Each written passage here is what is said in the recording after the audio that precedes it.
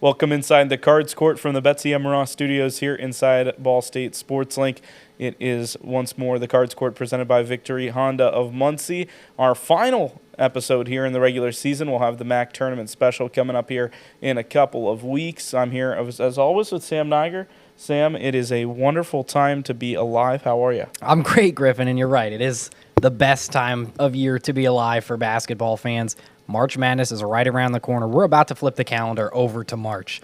A couple of regular season games left, but then we've got tourney time, and it really just does not get much better than that. I'm excited to see how these two teams finish the year. Absolutely. Well, we'll look at the schedule over the last week. Both teams were in action on Saturday. Ball State hosted the Buffalo Bulls. They won that game by a score of 80-66. They sweep Buffalo in regular season play and pick up a big win in the conference slate. On the women's side, Ball State hosting Kent State on ESPNU, part of that doubleheader.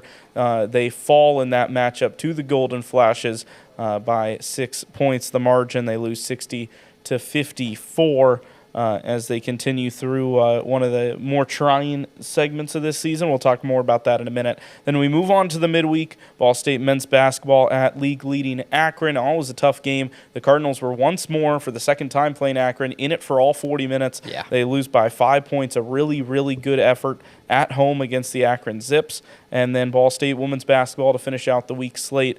We're at Central Michigan University in Mount Pleasant. Some adversity. They win the game in overtime. They break the losing streak, and they step one step closer to a regular season title, the 1 seed, and all the stuff that comes with it. Sam, let's start with the men's side. Really good week for the team. Unfortunately, the way seeding and everything goes, it was an awful day for the tournament on Tuesday, but a really good week in terms of what we saw out on the court from this group. And look, you can only control what you can control, Griffin. You know, you're facing the number one team in the conference. You had a couple of results that maybe didn't go your way elsewhere, but just a great week overall. You take care of your business at home against a well-coached Buffalo team. Coach Halkovich, got a chance to talk to him ahead of that game on Saturday. He's a great guy. He coaches a good squad. They're just not there this year. They're going to, I think, take quite an adjustment, quite a step next year in his third year. But yeah, Ball State took care of business against the Bulls, and then I loved that result against Akron. This team has been dang near untouchable. They were coming off of their first loss in conference play, so they were angry. They had a chip on their shoulder. They wanted to get back to their winning ways. So, you know, if you get 87 points scored on you in mid-major college basketball in a conference game, and you can still say that you were in it to the end, there's a lot of positives there. 82 points from Ball State, that's going to win you a lot of games. That's going to win you a lot of tournament games. And I think if the bracket maneuvers its way to where Ball State is able to be on the opposite side of Akron, I know this is a lot of hypotheticals right off the bat, but if they're able to be on the opposite side of the bracket from Akron in the Mid-American Conference Tournament, I think that offense alone of 82 points from Ball State should be sending off alarm bells to a lot of these top-ranked teams in the Mid-American Conference. Ball State poised to be a sleeper, in my opinion. Yeah, I completely agree, and we'll chat more about that here on the latter part of the show. But, yeah, Ball State shooting really, really well. It was one of those days for Akron where they were hitting fall-away jumpers. They were hitting just about every three-pointer they took, and it seemed like at any point if the Cardinals slowed down that the game was going to get away from them, but it never really happened. There were points where Akron got the lead up to 10, got the lead up to 12, but the Cardinals were there. Of course, frustrating in the second half. They'd hit a three, the crowd would get into it, and then Akron would hit some fade away on the baseline. It's like, you've got to be kidding me. But Akron does that against everybody all the time. It's an Akron Zips team that could absolutely, if they win the Mid-American Conference Tournament, give a really good challenge to a ranked team in March. That team's scary. And I was really proud, not just the way that they played on Tuesday, but the way they played at Akron earlier in the season against the Zips. On the women's side, it's been a trying couple of weeks for this Ball State team who have lost 3 of 5 and have won 2 narrow games against teams lower on in the Mid-American Conference standings as well. That Kent State game, a 6-point loss at home. They get the win on the road at Central Michigan, but it certainly wasn't pretty by any regard. It wasn't, but at some point when, you know, Ball State going into that game had lost 3 of 4. So just a win on the road is all that you asked for. I don't care that it was in overtime. I don't care that it wasn't pretty. You got Elise stuck back. You got her back on the floor. She played enough to where she fouled out, so she got a full game of basketball under. That's one she silver got a lining. full game of basketball under her belt. And look, Brady Sallee's comments to Dom Liacone, who is going to be our guest in a couple of minutes, they were positive. He was just happy with his team's fight. He was happy that they went away from a hostile environment with a win. They're going to need more of that down the stretch, whether it's on the road or at home or in Cleveland. He's just going to need fight out of his team. I'm glad to see that the skid did not continue and that this team is able to still scratch and claw its way to victory, because there haven't been many scratch and claw victories this year for this team. This was the first time they've gone to overtime all year was against Central Michigan. So I'm happy that they were able to bounce back, win in gutsy fashion. Does it hurt that they lost on national television to Kent State? His comments to me post-game were a little more terse. He said, we got whooped today, and I'm sure he'd love the chance to whoop Kent State again should they play a third time, but I think we're starting to trend in the right direction out of this skid. Next couple of games are going to be pretty pivotal in terms of the team's mentality heading into Cleveland, but there are still some positives. I'm being cautiously optimistic at the moment is how I'll leave it, Griff. And I get it. And we'll talk more with Dom later on in the show, so we'll keep the conversation brief here. But I did want to ask you one question before we get a break about the offense. This was a team early on in conference play. They put up 100 on Eastern Michigan. Yeah. They put up close to 80 on Buffalo, on Toledo, on pretty much anybody in their path. This is a team that we saw put up 64 points on their home court against Kent State and then 49 points in regulation. Of course, they put up 11 in overtime to get to 60, but they put up 49 points in 40 minutes against a Central Michigan team that has not necessarily had their best season. What has changed with this offense? Because there's points where it just looks stagnant. Well, I think last night it was getting Elise back in for the first time. I think against Kent State, it was that uneasiness of, hey, we just lost for the first time a game ago to Toledo. First time in Mid-American Conference play, I should say. So I understand that it's tough to flip the script once you've lost that first game. When you've done nothing but, I don't want to say coast, but take care of your business for 3 months to that point, all of a sudden when you lose and you're brought back down to earth, it takes a minute to get the engines revved back up. We saw that against Kent State. The engines weren't revved. Maybe the engines weren't revved against Central Michigan either, but I expect them to be, especially offensively, a little more upbeat against Western Michigan in this next game. Now, Western Michigan is a great defensive team. I don't think it's a shoot-the-lights-out day for Ball State. I think it's going to be low-scoring again, but by the time they get to these final couple of regular season games against Buffalo and Ohio, Cards have a chance to get the offense potent once more, especially now that they have their full spread of what could be 6 starters coming with Elise stuck back. She'll be coming off the bench likely, but you've essentially got 6 starters out there. All of them are upperclassmen, senior or graduate. With that in mind, that's a winning combination. And an offense that has been playing this good, although they're on a little bit of a slide, they're going to work their way out of the slump eventually. Well, we have a lot more to talk about today. We're looking forward to our conversation with Dom, and we will step aside when we come back. We'll chat with women's basketball co-voice Dom Liacone. We'll pair up the tandem pair here, and we'll have a good talk and be back here on the Cards Court presented by Victory Honda of Muncie. Victory Honda of Muncie. We're not just another car dealership, and here's why. We stand behind every car we sell and are dedicated to helping our customers save time and money. All our pre-owned cars undergo a rigorous 182-point inspection and come with a 90-day warranty to ensure that you're getting a Victory quality vehicle. Plus, you'll get 2 years of complimentary oil changes and tire rotations. We're part of a top 15 dealership group and have an enormous selection of vehicles with access to inventory at over 45 locations. You always get more for your trade and the best possible rates with us. We have an excellent relationship with hundreds of lenders. Our exclusive Car Doc maintenance and membership program will help you save hundreds of dollars in the process of maintaining your vehicle. Lastly, our state-of-the-art body shop and certified technicians perform high-quality repairs and paint work on most vehicle makes and models. Victory Honda of Muncie. We're not just another car dealership. Welcome here back to the Cards Court presented by Victory Honda of Muncie. Griffin here with Sam. And our guest today, well, he's one of the radio voices for the women's basketball team for the second season alongside you, Sam, native of Chicago, and he is in his fourth year here in sports. Like Dom Liacone, welcome to the show. Appreciate you guys having me on. This is the second time that I've done this in 2 years now. A year and a half hiatus, so thanks for having me. Yeah, I'd love to have you back. And let's just kind of check in on where you're at. Any new gigs coming up here? Anything that we've missed since the last time we talked to you on the show? Not really too much. Obviously back for a second year with women's basketball, which has been phenomenal. Summer ball again in the off season was fun. I don't want to say a step back, but went down to the Prospect League again and didn't do as many games. I was with the Lafayette Aviators in Lafayette, Indiana this year, this past summer. Did all 31 home games for them on TV, which was fun. And, ramped up a little bit football with SportsLink Digital, and then obviously the women's basketball gig has been great. So, yeah.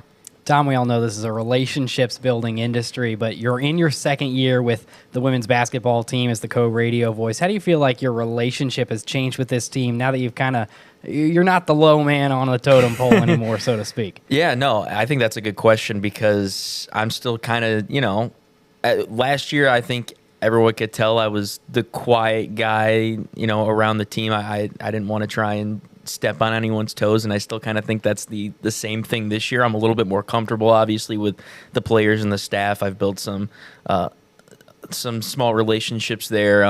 Obviously, I've gotten to know Caroline, the content creator, very well. Abby, who is basically the director of basketball operations at this point, but the head manager, she's been awesome. Gabby, one of the GAs, Tyler, one of the GAs, like they've all been awesome. So just building relationships with them has been fun. And then, I've been able to get a couple more storylines here and there, talking to some players, and obviously also getting more comfortable with the coaching staff. Brady's been awesome. The staff has been terrific. Audrey's awesome. Casey's awesome. Mo and Mariah both are awesome as well. So I'd say it's been a much smoother year this year for me, just because it's my senior year. Like I've been with the team coming into this year. I had been with the team for a year, right? Like I kind of knew what to expect, and this year now I feel a lot more comfortable, and I'm able to feel more comfortable going into broadcast because of that. Now, you get a little more of an inside look compared to the average fan. Now, being in your second year with the team, how have you seen this team, this program grow, not just over the course of this season, but since you started working with them last year? I'd say maturity too, right? I think that's the biggest thing that I've seen is, there's already this huge veteran core. Obviously we talk about the core four. We talk about Allie, we talk about Maddie, Marie, and Alex. They've been here forever. We know that. I've been very impressed with how they've been able to evolve their leadership and the way that they've been able to lead. There's a ton of examples that stick out in my head, but I look at someone like Marie Kiefer this year, who I feel has taken probably one of the biggest steps, leadership-wise, maybe a little bit more vocal, and play-wise has taken that next step to that next level. Like, you can tell that she's got another chip on her shoulder this year in her senior year, and you can tell all these players do. And talking a lot, especially with Alex Richard, she's told me, listen, we know this is our last go-around. There's no more next year. We know we have to win now, and I think that's the mindset and the growth that you've seen from these seniors as they've turned into more and more vocal leaders. And obviously there are the players that lead by example, right? There are some of the quieter players that do their own thing, but when you have that core four veteran group of seniors that know how to lead, can be vocal, can step up and say something, and then you add on the veteran presences in Lachelle Austin and Elise Stuck, who have also been great, especially Elise coming from Michigan, a grad transfer. She's been a huge vocal piece to that team, and she's really helped keep that group tight-knit. So I've been very, very impressed in the jump in maturity and leadership that I've seen from junior to senior year for a lot of these players. Dom, we ask all the time, all these athletes, about what legacy they want to leave. We've been asking the core for that all year. Nobody ever pauses to ask us. You're a senior. You're in your last year of women's basketball with the Gainbridge Radio Network from Learfield. So what kind of a legacy do you want to leave? What do you want these final few weeks to look like? Well, that's a tough question for me because, obviously, I mean, just as well as I do, radio guys, obviously, where they're just along for the ride, right? Like at this point, we're a part of the team in a sense, but we're not out there playing the game. We're not there practicing 20 plus hours a week, right? Like it's hard. But the legacy I'd personally like to leave, my standard has always been leaving a place better than when you found it, right? And I think just trying to be the best leader for guys like you who are a year younger than me, and then the next generation of either SportsLink students or other students that come in and get this opportunity. Set the table for what the experience is like. Try and be as involved in the community as I can be. Try and give fans the best experience possible when calling games, because we know that this year can be a very special year for this team and doing something that they haven't done in 16 years. There's the potential of being on the call for that and trying to immerse fans into that and give them the best experience possible when they're listening to that situation, right? Like you want to be able to leave that kind of legacy and staple and say, yeah, it was cool to call this, but I want to be involved in being that memorable voice for these players, tell their stories, give people information they maybe wouldn't know just from the glance, a first glance, right? So I'd say for me, it's just big on setting the table for who comes next, but then also doing everything with class, doing everything with character, doing it with pride, and being confident in the broadcasts, I would say. Dom, let's talk about this season. It's been a magical run, at least in this first 3-month block of the year, just the team taking on and conquering almost any opponent that was in their way. But over the last few weeks, we've seen a couple bumps in the road, a little bit of a slide in terms of just the win-loss record, of course, against some pretty quality competition. But what are the challenges that this team has faced over the last couple of weeks that have slipped them up, that maybe didn't slip them up earlier on in the year? It's hard to tell because, like, this team on paper, right, was supposed to we thought would run the table in the conference. And at the end of the day, people don't understand how hard it is to win in the Mid-American Conference, especially when you go on the road.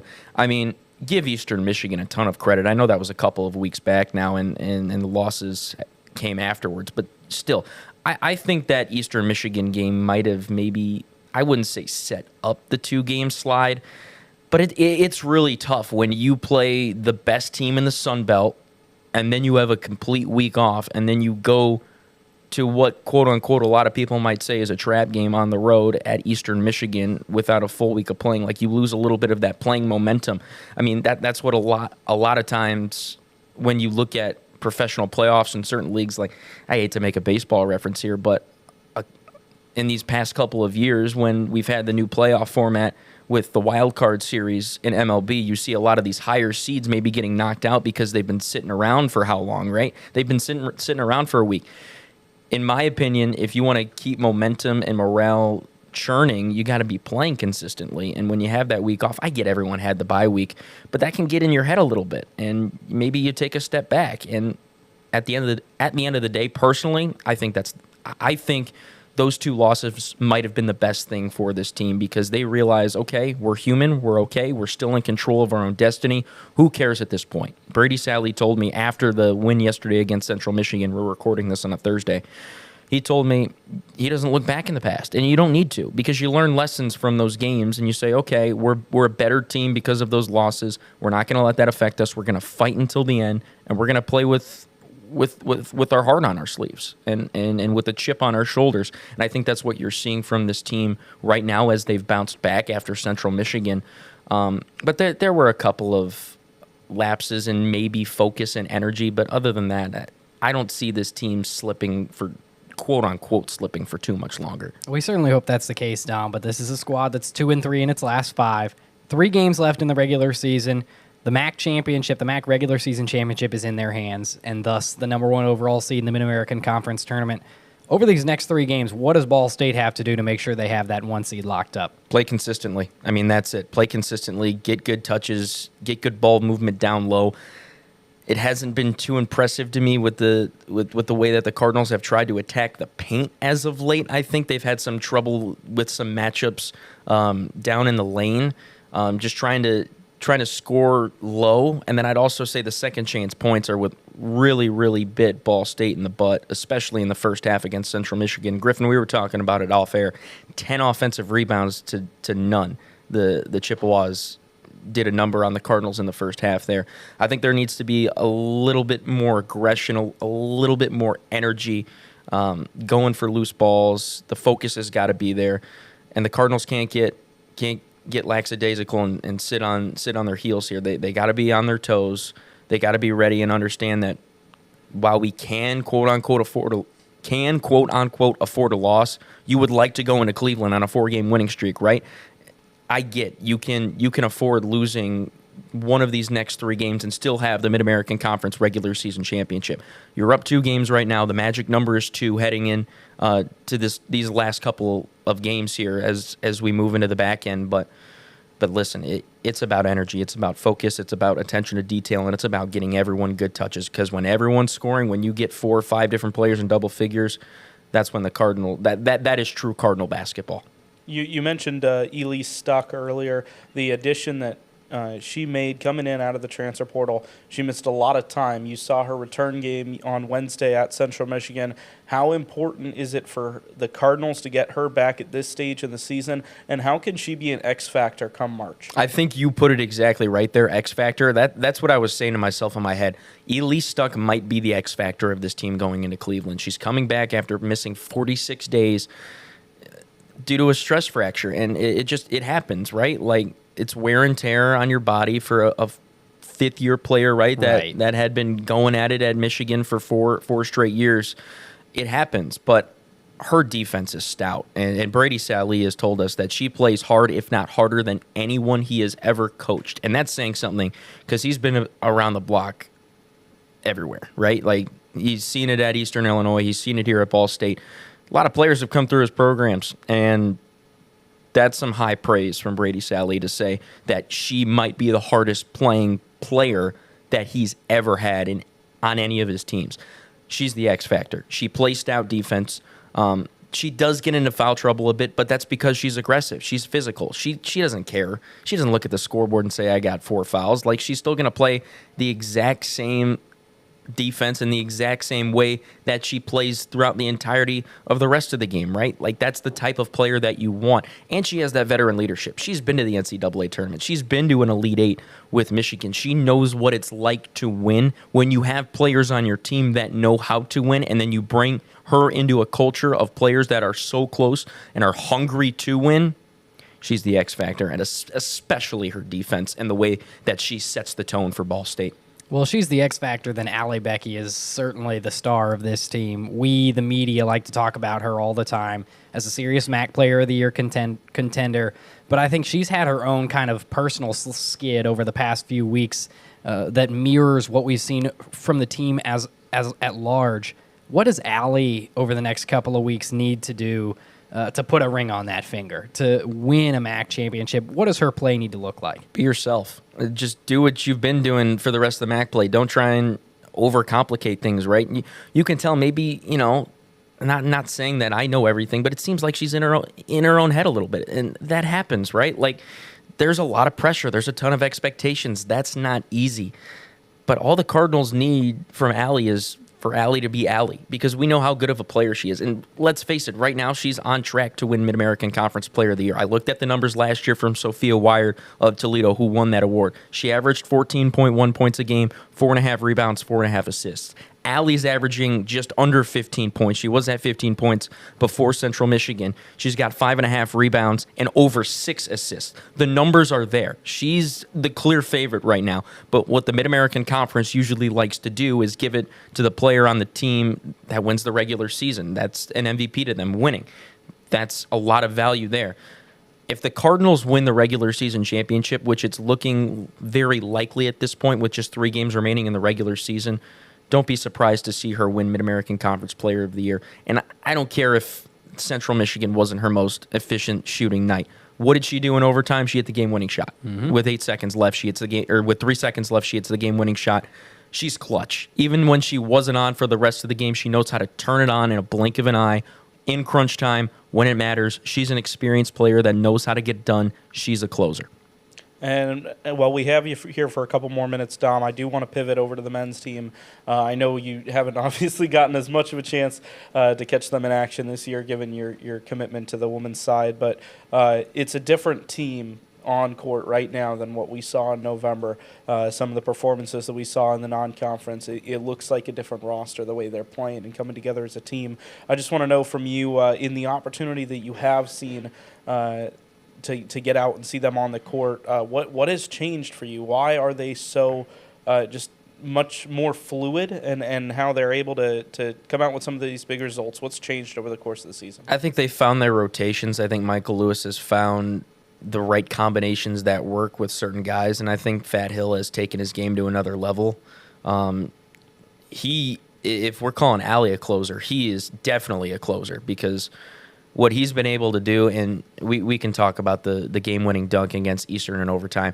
We can talk about the shot that probably should have counted against Toledo at the final seconds. I'm not afraid to say that because I've looked back at the tape. He's a guy that knows how to get it done in crunch time. Obviously, Peyton Sparks didn't have the greatest performance against Akron. I think he finished with 3 points and 2 rebounds, something along those lines.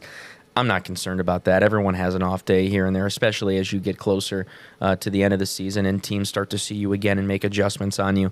I'm not worried about Peyton because I know by the time the Cardinals, if they do get in the tournament, which they control their own destiny at this point, you win on Saturday, and it's looking very good for the Cardinals to slip into the tournament. But listen, I think Michael Lewis has these guys playing with a purpose right now.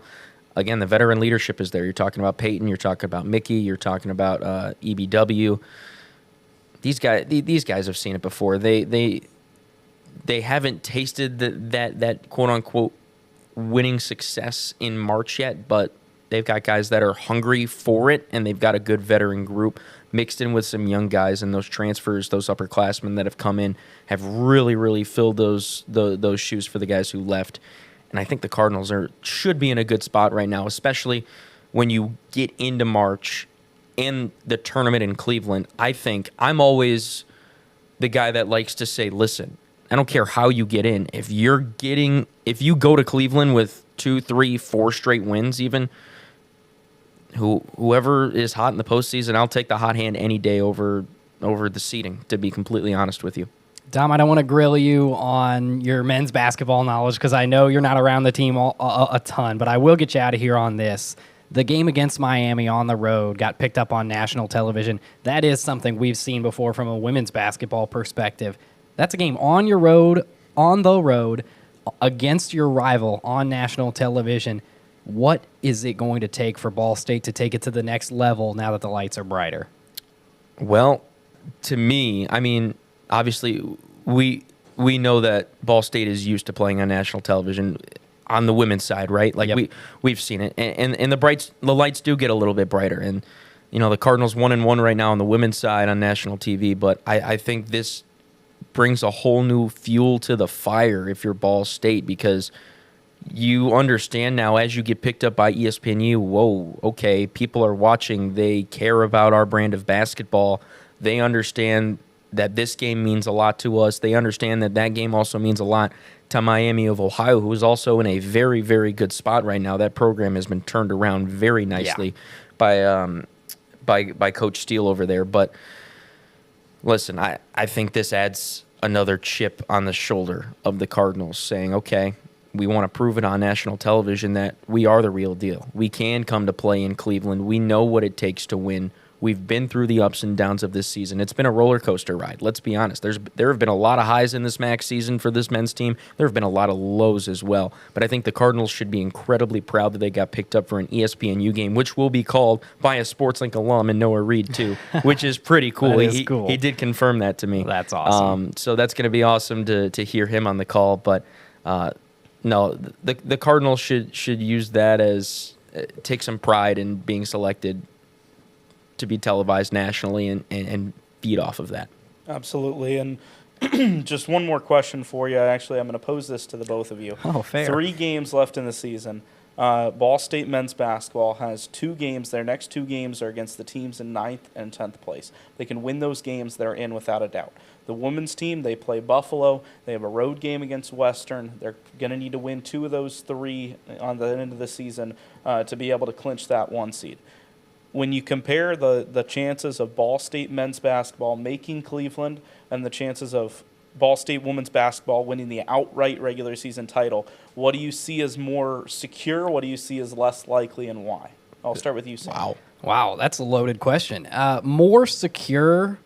Gosh, I feel like I'm walking into a trap here. I hope Brady and Coach Lewis don't watch this, but I think more secure just based on the performance of consistency that we have seen from women's basketball. I gotta say that they're close to having that number 1 overall seed. They're close to locking it up. We win 2 games and we make it happen. Yes, there's the game against Buffalo, who is right on our tail. But all things considered, if you drop the game to Buffalo at home, God forbid, if that happens, there's still a chance. The 1 seed is still yours. So with that in mind, knowing that they can beat these other 2 opponents that they've got in Western Michigan and Ohio, teams that they've handled pretty well so far this year, Ohio especially, I'd say that's pretty likely, and that's just pure confidence. I know that's asking a lot to say, I'm pretty confident that they're going to be the number 1 team in their conference at the end of the year, but I just love what I see out of this team's roster, and I got to give them the upper hand there. But don't hear what I'm not saying. I think this Ball State men's basketball team can certainly make the Mid-American Conference tournament, no doubt. I'm 100% with you. In fact, I think both are, to me, if you were to put odds on it out of 100, I'd say 80-20 to 90-10 for both, to be complete. I'll be an optimist in this scenario, even though I usually like to think pessimistic on my own at points. I don't see how this women's team loses the race to the 1 seed with Buffalo and Toledo, because Toledo helped out Ball State a ton yesterday with that win over Buffalo. Now it's a 2-game lead. The magic number is just 2. Right. Who knows what could happen with either Toledo or Buffalo? Again, remember, this is action late in March now. We're in March basketball. Yeah, crazy. Anything can happen. Ball State and Western did play a very close game here in Worthing. It was a defensive battle. Yeah. Let's be honest. Now that game goes to Kalamazoo. That might make it a little bit more interesting. It's tougher to win in this league on the road, but if the Cardinals can win that game, I think it's almost secure, because you got the last 2 games at Worthing. You're playing an Ohio team that I don't want to say is mailed in at this point, but they're 11th in the standings. They have not looked good all year. Yeah. That's a senior day contest that the Cardinals are going to come out swinging. And then Buffalo, I think, is going to be a dogfight. And it certainly helps that you're here at Worthing. I don't care what happened against Kent State, even though they got us here at home. It's so much easier to play at home when you're in the Mid-American Conference, because you have the security of sleeping in your own bed the night before. And you know that with the competitiveness of this conference, you have your home fans behind you. But don't get me wrong, I do think the Cardinals on the men's side, I think they get it done, because they realistically only have to win, 1 more game of these next 3. As long as they win this upcoming Saturday, who do they have again? They've got Bowling Green. Bowling Green. That's right. If they can win that if matchup, they beat Bowling Green, I think you can almost mail it in that they'll at least get to Cleveland, depending on seeding. What are they in 7th right now? Right, they're in a 3-way tie for 6th. Yeah. Mm-hmm. So we have the tiebreaker over Eastern, and then Western has the tiebreaker over us. Yep. Again, as long as we win against Bowling Green on Saturday on the road, which is tough, but as long as the Cardinals get the job done, I would say it's pretty secure that they go to the tournament. All right. Well, Don, thanks for your time. We appreciate having you on once more. Griff, appreciate you having me. Sam, good to see you as Good to see always, you, my sir. friend. Appreciate you guys. Thank you. Yes, sir. Thank you. All right. Well, we're going to step aside. When we return, Sam and I will wrap things up from the Betsy M. Ross studios here inside Ball State Sports Link. It's the Cards Court presented by Victory Honda of Muncie. We'll be right back. For the best stories, access, and coverage of Ball State sports, follow SportsLink on social media platforms Twitter, Facebook, Instagram, and Snapchat. Search @BSU SportsLink. Welcome back here on the Cards Court, presented by Victory Honda of Muncie. Just had a great chat with Dom Liacone. Sam, as always, now let's wrap it up, just the two of us. What do you say? I'm all for it, Griff. I'm excited. Last time, it is bittersweet. Last time that we're going to get to break down the schedule before the MAC tournament, but it's been a fun season. I'm glad we've got to cover it together. Yeah, well, and we'll have some fun surprises coming up here over the next couple of weeks. Obviously. But let's go ahead and get into the schedule here as we prepare for the final week of the season for Ball State women's basketball. First, they go on the road to Western Michigan, their final road matchup of the season. They take on the Western Michigan Broncos, then come home for a 2-game homestand versus Buffalo, a big game on Wednesday night, March 5th in Muncie.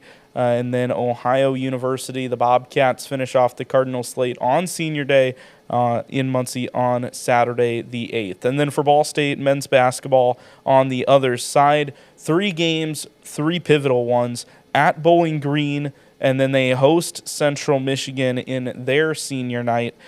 2 games against teams that are right on the bubble, looking for a late surge to get into the tournament themselves. And then Miami of Ohio on ESPNU, as we mentioned earlier, Red Bird rivalry, Ball State Cardinals and the Miami of Ohio Red Hawks, a chance for the Cardinals to shine on the national stage for the first time. And let's start with the women's side here. We talked about the things that these two teams are trying to do. Ball State women's basketball is trying to get the 1 seed. They're trying to win the regular season championship for the first time in a long time. They have 3 games left. What do they need to do in I guess any of the games, but particularly this first one on the road, to set the precedent, to try to make it maybe as stress-free, as pain-free as possible to get over the hump? I don't know that it's going to be stress-free. I want to preface with that, Griff, but I kind of want to just piggyback off of what Dom said in our last segment. Just be yourself. And if that means having to scratch and claw your way to a win against Western Michigan like we saw against Central last time out, do what you got to do. Just escape with a win. Do everything in your power to come away with a win. Give yourself some breathing room and essentially lock up that number 1 overall seed. I know you still got Buffalo looming coming up, but if you play your brand of basketball, things are going to pan out. There's a reason you were 12-0 at one point in Mid-American Conference play. If Ball State women's basketball can get back to what they're known for, get back to what they're good at, there's no real reason why any team left on this schedule can stop them. Yeah, Western Michigan, it's going to be really interesting watching the first quarter or 2 of that game to see if they can come out differently than they did against Central Michigan. But if this week goes well, they might not even need that 3rd game to be able to lock up the 1 seed in their regular season championship. On the men's side, 2 crucial games. You'd really love that Miami of Ohio game not to really matter apart from seeding. If you can win at Bowling Green, you're almost 100% secure into that MAC title game. Wouldn't be quite clinched yet, but if they can win those 2 games, the second of which being Senior Day versus Central Michigan, they would be in the Mid-American Conference tournament. I'm excited for this group. They've looked good against all 3 of these teams. They looked really good against Bowling Green when they played them at home, and I'm really optimistic that the Cards can get over the line. Yeah, good news is, Griffin, that home field advantage, or home court advantage, I should say, in basketball, it's about a 5-point swing. Ball State beat Central Michigan by just 2 on their own court, so with that in mind, the Cards should be able to take care of business at home, but they also smoked Bowling Green at home. So even if things get a little closer on the road, the Cards know that they can win and know that they can win by a lot. Final score of that first game when they played Bowling Green, 91-69. So the Cardinals should feel confident about those 2 games. Always tough to win on the road, but I think that Ball State really needs to be focusing on this next week specifically, March 1st and 4th. If you can get those 2 wins, put yourself into the Mid-American Conference tournament, all of a sudden you have a chance to play spoiler on the road against your rival in Miami of Ohio. That's going to be fun. And we talk all the time about sometimes these teams that win these postseason tournaments, they're not the best team in the conference. They're the hottest team in the conference. If the Cardinals can head into the Mid-American Conference tournament with 3 straight wins, winning 4 of its last 5, and its only loss being a 5-point last loss to the number 1 team in the conference, suddenly some people are going to start getting antsy in their seats. While Ball State might not have a top 4 seed, they're still going to be putting some teams in some uncomfortable spots, and they're going to be setting themselves up for a lot of success in Cleveland if they have the week that I think they can have over these next 3 games. Yeah, well, while we have a couple minutes as we start to wrap up, let's jump into our bold predictions Yeah. for the week, starting with the women's team. What do you have, Sam? I think by the time this week is over, Griffin, they're going to be MAC regular season champions. I know that's not a huge, bold prediction, but it's something that hasn't happened in over a decade. And with that in mind, history has a chance to be made. I don't think the players are letting that history get to them, the weight of what that history and legacy means to them. I don't think that's weighing on them necessarily, but from your and I's perspective, that's a really cool story to talk about, and I think they really have a chance to do it this week. I don't expect the skid to continue. I expect them to actually rebound really, really nicely over these next couple of games and get back to their true form by the time the MAC tournament rolls around. So if we can finish this week off as MAC champions, that would be just the best feeling in the world, wouldn't it? Yeah, and just clarification, when you say this week, are you saying we clinch this weekend or by the Buffalo game the following Wednesday? Well, I guess, again, what I said about the men's team a couple of segments ago, you can only control what you can control. So I guess some of those other matchups in conference have to go Ball State's way. Bottom line is just win.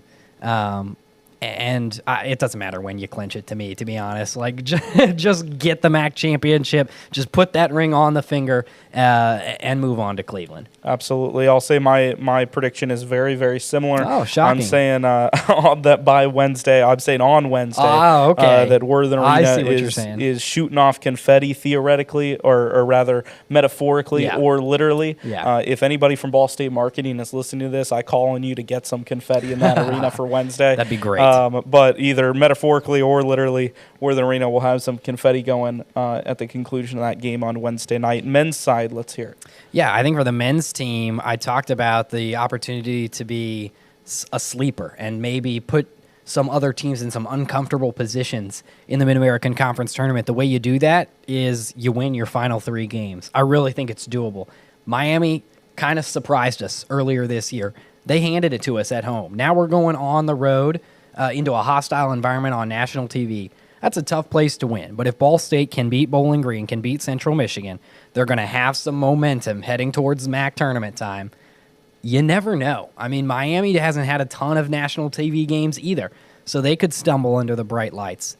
Bottom line is we are a much different team than when we first played Miami. That was, I believe, it was the second game of Mid-American Conference play, and we only lost by 8 to a team that has been smoking some other teams. With that in mind, I think we have a chance to study the film, know that we've improved, take a lot of momentum into that game, and possibly steal a win on the road to finish these last 3 games off 3-0. Absolutely. I'm not going to say we're going to win all 3. Yeah. In fact, I'm always of the belief that if a team comes into a tournament too hot, that it might not be the best thing for them. Fair So enough. I wouldn't necessarily mind if we didn't win all 3. Yeah. But my prediction, I will say that Ball State wins those first 2 games, and I think when all's done and we see that bracket, Ball State grabs the 6th seed.